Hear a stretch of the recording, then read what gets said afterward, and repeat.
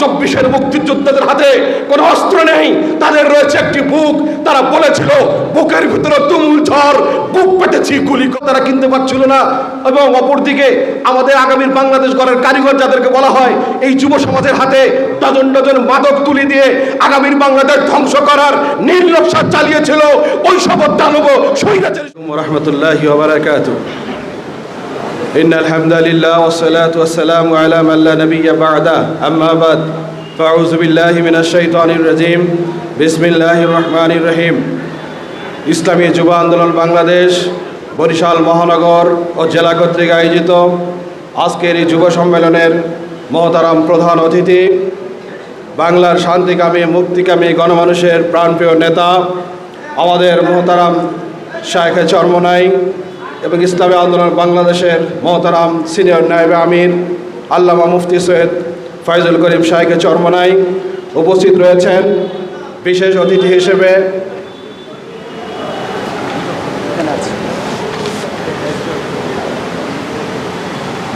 আমেরিকার স্বনামধন্য জ্যামাইকার একটি জাতীয় মানের মসজিদের খতিব, আমাদের কাছের মানুষ, আমাদের মুরব্বী, আমাদের অভিভাবক আলহাজ মাওলানা মির্জা আবু জাফর বেগ উপস্থিত রয়েছেন। ইসলামী যুব আন্দোলন বাংলাদেশের কেন্দ্রীয় নেতৃবৃন্দ এবং বরিশাল মহানগর জেলার দিন পেবাসু দিন বিজয়ের এক ঝাঁক মেধাবী যুবক ভাই বন্ধুগণ, সকলকে ইসলামী যুব আন্দোলন বাংলাদেশের পক্ষ থেকে জানাই বিপ্লব অভিনন্দন ও সংগ্রামী শুভেচ্ছা। প্রিয় ভাই বন্ধুগণ, আমরা যুবক, এদেশ আমাদের প্রিয় মাতৃভূমি বাংলাদেশ, এদেশে আমাদের জন্ম, এদেশে আমাদের বেড়ে ওঠা, এদেশের আলো হাওয়া বাতাসে আমরা বড় হয়েছি। আমরা 47-এর মুক্তিযুদ্ধ দেখি নাই, 47-এর ঘটনা আমরা বই পুস্তকে পড়েছি। 71-এর মুক্তিযুদ্ধ আমরা দেখি নাই, 71-এর গল্প কাহিনী আমরা শুনে বড় হয়েছি।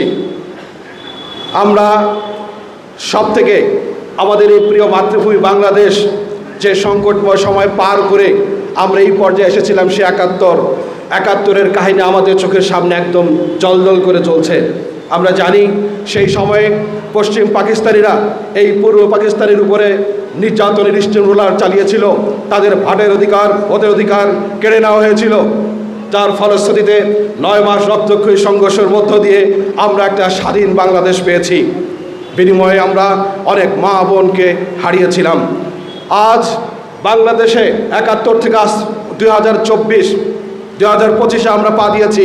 53টি বছর ধরে বাংলাদেশে যারা শাসনের নামে যারা দেশ পরিচালনা করার কথা বলে রাজনীতি করেছেন এবং যারা ওই শাসকের চেয়ারে বসেছেন, তারা এই 53 বছরে প্রমাণ করতে পারেনি তারা দেশের জন্য রাজনীতি করেছেন।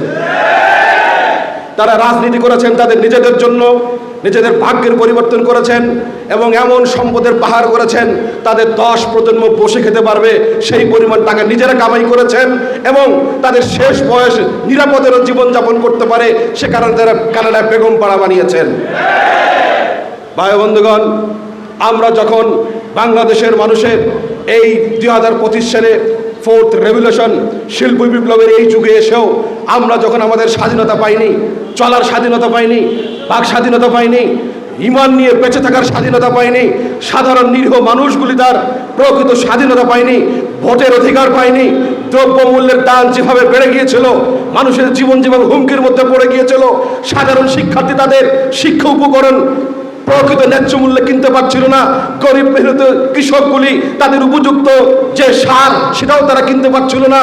এবং অপরদিকে আমাদের আগামীর বাংলাদেশ গড়ার কারিগর যাদেরকে বলা হয়, এই যুব সমাজের হাতে ডজন ডজন মাদক তুলি দিয়ে আগামীর বাংলাদেশ ধ্বংস করার নির্লজ্জা চালিয়েছিল ওই সব দানব স্বৈরাচারী শক্তিগুলো, যার ফলশ্রুতিতে এই 24-এর গণ অভ্যুত্থান তৈরি হয়েছে। আমরা 71-এর মুক্তিযোদ্ধাদের গল্প কাহিনী শুনেছি, 47-এরটা শুনেছি, আর 24-এর এই গণ অভ্যুত্থানের রূপকার হলো আমরা এই সময়কার যুবকেরা। 71-এর সময় সেই সময়ের মুক্তিযোদ্ধাদের যার যা ছিল তাই নিয়ে ময়দানে ঝাঁপিয়ে পড়েছিলেন, শত্রুর মোকাবেলা করেছেন, বিনিময়ে বিজয় ছেনে এনেছিলেন। আর 24-এর মুক্তিযোদ্ধাদের হাতে কোনো অস্ত্র নেই, তাদের রয়েছে একটি বুক। তারা বলেছিল বুকের ভিতরে তুমুল ঝড়, বুক পেটেছি গুলি কর। আজ এই তরুণ যুব সমাজ বাংলাদেশের দায়িত্ব নিয়েছে। অতএব যারা অতীত থেকে শিক্ষা নেননি, আজ বরিশালের মঞ্চ থেকে হুঁশিয়ার দিয়ে জানিয়ে দিতে চাই, বাংলাদেশের তরুণ সমাজে জেগে রয়েছে। আপনারা ভুলে যাবেন না, আমাদের রক্তের দাগ এখনো শুকিয়ে যায়নি। এখনো বাংলাদেশের হাজার হাজার যুবক তার চোখে গুলি লেগে আছে, শরীরে বুলেট নিয়ে তারা ঘুরে বেড়াচ্ছে। অতএব আমরা আর বাংলাদেশে কোনো স্বৈরাচারী শক্তি বাংলার ক্ষমতায় দেখতে চাই না। অতএব বরিশালের নগরবাসীকে উদাত্ত আহ্বান জানাবো, আমাদের প্রিয় মাতৃভূমি, প্রিয় বাংলাদেশ, এই বাংলাদেশের গড়বার দায়িত্ব আমাদেরকে নিতে হবে। কোনো ঘাপটি মেরে থাকা কোনো দুষ্ট চক্র কখনো মাথা চারা যেন দিতে না পারে, এ ব্যাপারে আমাদেরকে সচেতন থাকতে হবে, চৌকনে থাকতে হবে। মনে রাখতে হবে, ক্ষমতাসীন শাসক গোষ্ঠী তারা সকল বাহিনী লেলিয়ে দিয়েও সে পালাতে বাধ্য হয়েছে। অতএব যারা আবার যদি মাথা চারা দেওয়ার চেষ্টা করে, তাদেরকেও সাবধান থাকতে হবে। যুব সমাজ জেগে রয়েছে, সচেতন মানুষ জেগে রয়েছে। আমাদের হাতে অস্ত্র নেই, আমরা জীবন দিতে প্রস্তুত রয়েছি। ভাই বন্ধুগণ, বাংলার শান্তিকামী এবং গণমানুষের নেতা পীর সাহেব চরমনাই বারবার বলেছে, বাংলাদেশে নির্বাচন যদি দিতে হয় পিআর পদ্ধতিতে নির্বাচন দিতে হবে। পিআর পদ্ধতি একমাত্র পদ্ধতি, যেই পদ্ধতি চালু হলে কোনো স্বৈরাচারী নতুন করে আর পয়দা হওয়ার সুযোগ থাকবে না। অতএব বরিশালবাসীর প্রতি আজকের নগর সম্মেলনের সকল সহযোদ্ধাদের আহ্বান করব, আগামীর বাংলাদেশ বিনির্মাণের জন্য যুব আন্দোলনের সকল নেতাকর্মীতে আগামী দিনে নির্বাচনের জন্য প্রস্তুতি নিতে হবে। বাংলাদেশ গড়বার দায়িত্ব আমাদেরকে নিতে হবে।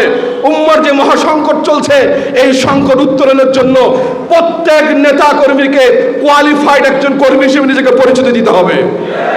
যে যার যে অবস্থানে আছেন, আগামী দিনে নিজেকে প্রস্তুত রাখেন। আপনি এটা পারেন, আপনি ওটা পারেন, আপনি সেটা পারেন। প্রত্যেককেই কিছু না কিছু পার্সোনাল স্কিল ডেভেলপমেন্ট থাকতে হবে। আমরা পারবো না ইনশাআল্লাহ?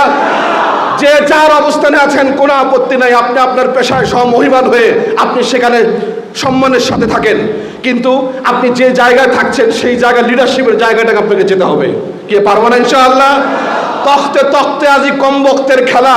আমরা যদি নিজের যোগ্যতার মাধ্যমে প্রমাণ করতে না পারি, ওই জায়গাগুলিতে না যেতে পারি, আজ স্বৈরাচার যাওয়ার পরেও এদেশের গণমানুষের কিন্তু স্বাধীনতা আসেনি ঠিক ওই কারণেই। যদি বিশ্বের চরমনের এই জনশক্তি যদি যোগ্যতা নিয়ে আমরা যদি রাষ্ট্রের দায়িত্ব নিতাম, আমরা চ্যালেঞ্জ দিয়ে বলতে পারি, বাংলাদেশের বুকে দায়িত্ব নিয়ে বলতে পারি, আদর্শবান যুবক যদি বাংলাদেশে কোন রাজনৈতিক দলের সহযোগী সংগঠন থেকে থাকে, একমাত্র সংগঠন হলো ইসলামী যুব আন্দোলন বাংলাদেশ। ইসলামী যুব আন্দোলন বাংলাদেশের শরীরে টপ টু বটম, কেন্দ্র, জেলা, থানা, ইউনিয়ন, ওয়ার্ড, কোন সিগারেটের ধোঁয়া নেই। ইসলামী যুব আন্দোলনের বাংলাদেশ শরীরে কোন মাদকের গন্ধ নেই, গাঁজার গন্ধ নেই, ফ্যান্সিডিলের গন্ধ নেই। অতএব এই আদর্শবান যুবক যদি মাথা ছাড়া দেয়, এই আদর্শবান যুবক যদি যোগ্যতা সম্পন্ন হয়, ইনশাআল্লাহ বাংলার 18 কোটি মানুষ আগামীর বাংলাদেশ গড়বার দায়িত্ব এই যুব সমাজকে তুলে দেবে ইনশাআল্লাহ। অতএব আগামী দিনের সকল আন্দোলন সংগ্রামে নিজেদেরকে প্রস্তুত রাখবার জন্য, আগামীর বাংলাদেশ, নিরাপদ বাংলাদেশ, জনগণের বাংলাদেশ গড়বার জন্য সবাইকে উদাত্ত আহ্বান জানিয়ে আজকের এই সম্মেলন থেকে বক্তব্য শেষ করছি। ওমা আলাইনা ইল্লাল বালাগ।